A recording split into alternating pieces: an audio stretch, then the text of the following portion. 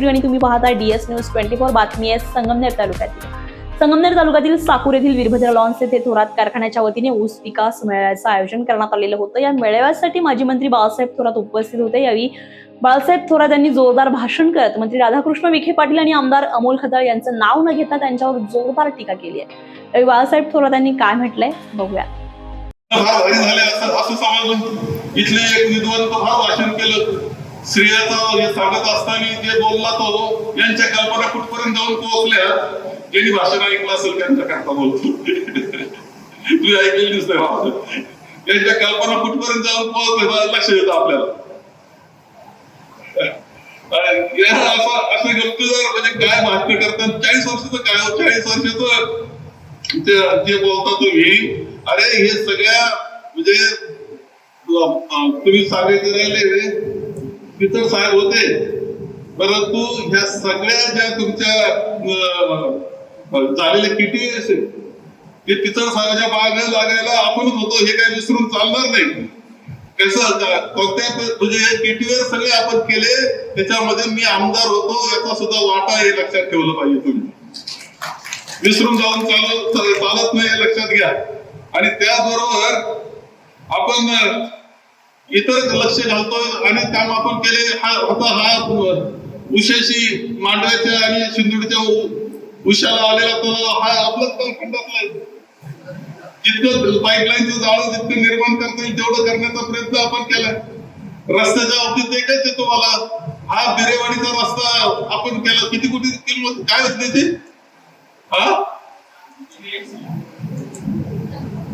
6 कोटीपेक्षा जास्त होते. 10-12 रस्ते मंजूर केले. यांच्या काळात ते रद्द केले. अजून आले ते 3च रस्ते आले मंजूर आपल्या काळात होते. लक्षात घ्या. आणि पुन्हा गप्प श्रेयाच्या मारतात ते. ह्या सगळ्या गोष्टी आपल्याला दिसत आहे की जे अत्यंत चुकीच्या पद्धतीने चाललेलं आपल्याला दिसतंय. आणि म्हणून तुम्ही सगळेजण बसलेले अधिकराव थिमनार कुठे बसले, बाळासाहेब कुठे बसला अधिकराव बसलेत, बाबासाहेब कुठे बसले होते गेले काय? हा बाळासाहेब थिमनार कुठे, बाळासाहेब सागर कुठे बसले बाळासाहेब सागर. या सगळ्या याच्यामध्ये तुम्ही काय करता. तुम्ही काय केलं 2 वर्ष होत आले ना. आता होते ते रस्ते व्हायला सुरुवात झाली. किती थांबले.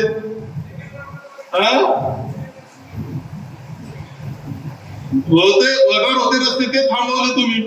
आता श्रेयाच्या गोष्टी तुम्ही बोलता, येऊन भाषण करून जाता. जे काही करतोय ते आपणच करतोय. लक्षात ठेवा. वर्षानुवर्ष करतोय. ह्या सगळ्या विकासाच्या वाटचालीमध्ये आपण कायम लक्ष घातलेलं आहे. तीर्थरूप भाऊसाहेबांपासून आता हे इथं बसल्यात आमच्या सुनंदाताई सगळ्या पाईपलाईनचं जाळं घारगाव भागात सुद्धा जरी मतदारसंघ नसला तरी प्रत्येक गोष्टीवर लक्ष आपण ठेवलेलं हे लक्षात ठेवलं पाहिजे. प्रत्येक गोष्टीवर लक्ष ठेवलंय. आणि म्हणून ह्या सगळ्या याच्यामध्ये आपण आता ही स्त्रियांची लढाई बोलताय.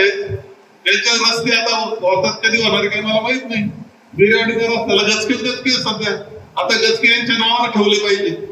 आपण तर घेतलं होतं काम होऊन गेलं असतं कधी होत नाही.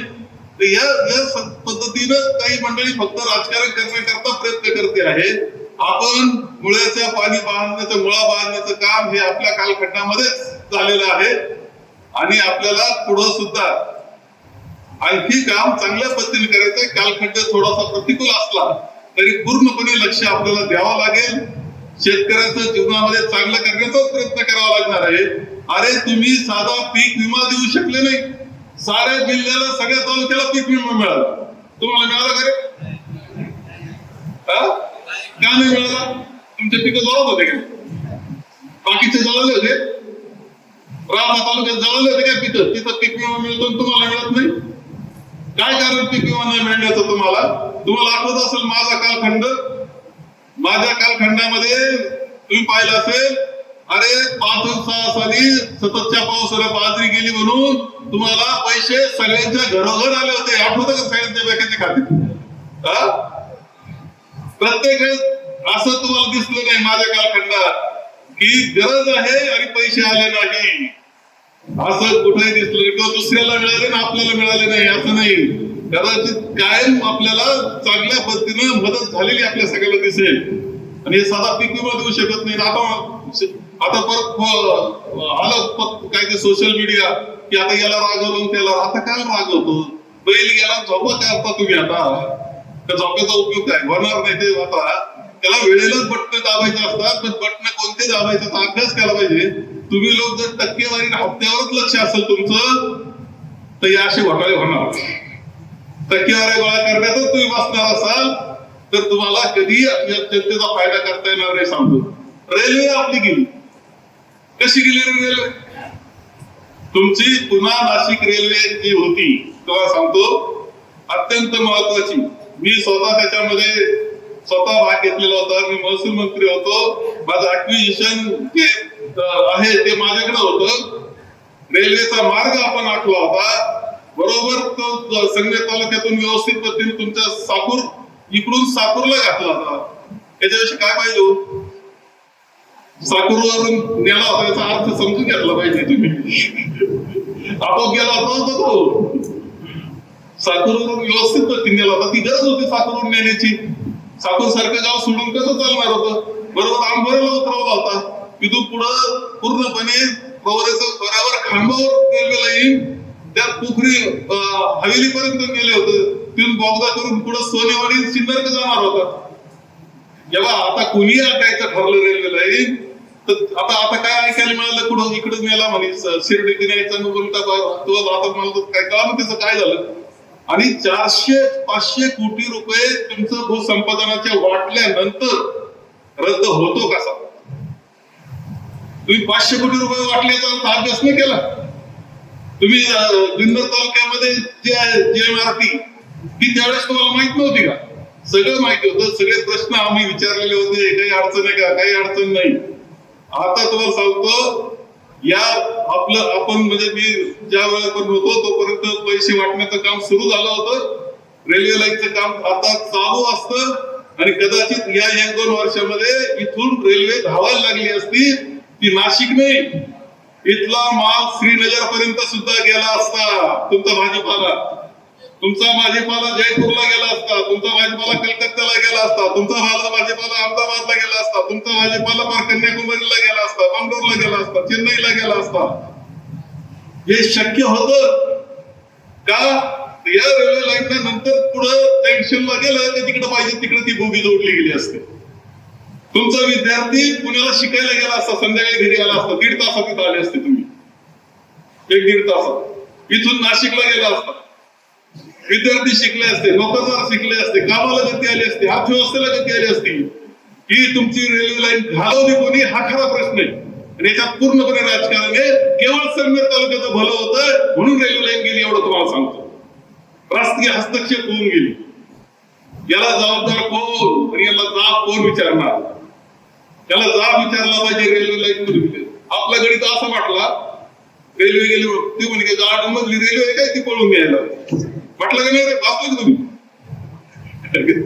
गडाला गेली हे वाईट झालं नाही. केवळ संगमेर तालुक्याचं हित दिसतंय ते मोडण्याकरता ती रेल्वे बंद केली गेली. दुर्दैवाची गोष्ट आहे. पण ज्यावेळेस रेल्वे लाईन होईल त्यावेळेस मी म्हणतो त्याच रूटनं होईल एवढा विश्वास तुम्ही ठेवा. आपल्याच रूटनं होईल. साकूरवरूनच जाईल ती. कोणत्या परिस्थितीमध्ये साकूरवरूनच जाईल. आणखी एक रोड आपण करायला घेतलेला आहे पुन्हा आणि तो जोडणार तो विमानतळाचा जोडणार आहे. तो सुद्धा तुम्हाला मदतीचा कसा होईल असं पाहतो. ज्याचं कॉम्पेन्सेशन मिळेल ते खुशीनं घेतील. इतक्या आनंदाने इतकं कॉम्पेन्सेशन मिळेल एवढी व्यवस्था केली त्या रोड मध्ये सुद्धा. माझ्याकडे विषय होतो त्याच्यामध्ये तुम्हाला घालण्याचा प्रयत्न केलेला आहे की चांगल्या पद्धतीने तो रोड आपल्याला सगळ्यांना जोडणारा झाला पाहिजे. अरे आम्ही हे प्रयत्न केले. आम्हाला विचारता ते 40 वर्षात काय केलं? जे आम्ही 40 वर्षात कमवलं तुम्ही आता घालवायला निघाले असा अर्थ आहे. खूप मोठं नुकसान तुमचं. जेव्हा ती रेल्वे जाणं म्हणजे पिढ्यानपिढ्याचं नुकसान. पुढच्या 100 वर्षाचं नुकसान. पण ते होऊ द्यायचं नाही याची काळजी आपल्याला घ्यावं लागणार. आणि म्हणून ह्या सगळ्या गोष्टी जाणीवपूर्वक पाहिल्या पाहिजे. काही लोकांना संगमेर तालुक्याचा विकास मोडायचा आहे. त्यांनी हत्यार म्हणून आता माणसं वापरायला सुरुवात केली. ह्या सगळ्या गोष्टी आहेत. आपण अत्यंत सावधपणे गेलं पाहिजे. पुढचा काळ अत्यंत सावध जाण्याचा आहे, जपण्याचा आहे, हे सुद्धा या गोष्टी लक्षात ठेवा. आपण सगळेजण